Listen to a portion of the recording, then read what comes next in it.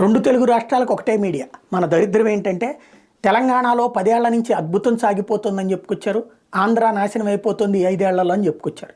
కానీ అక్కడ దాన్ని ఎలా మసిపూసి మారేడుకాయ చేశారు అంటే కేసీఆర్ అంటే భయంతో లేదా సుస్సొస్తాయి అందుకోసమనినే నెగిటివ్గా రాసే ధైర్యం చేయలేదనడానికి సాక్ష్యం ఇప్పుడు అసెంబ్లీ వేదికగా రేవంత్ బయట పెడుతున్నటువంటి ఉదంతాలన్నీ కూడా.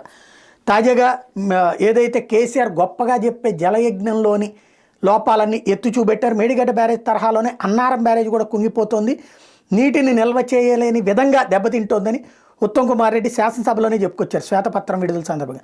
మేడిగడ్డ బ్యారేజ్ ఎందుకు ఉపయోగపడలేదని నేషనల్ డ్యామ్ సేఫ్టీ కమిటీ తేల్చి చెప్పింది. అన్నారం బ్యారేజ్ నుంచి కూడా అదేవిధంగా లీకేజీలు మొదలయ్యాయని ఆందోళన వ్యక్తం చేస్తూ సభ దృష్టికి తీసుకొచ్చారు. మేడిగడ్డ బ్యారేజ్ కుంగిపోవడానికి ప్లానింగ్ డిజైన్ల లోపంతో పాటు నిర్మాణంలో నాణ్యతా ప్రమాణాలు పాటించకపోవడం వల్ల ఆ తర్వాత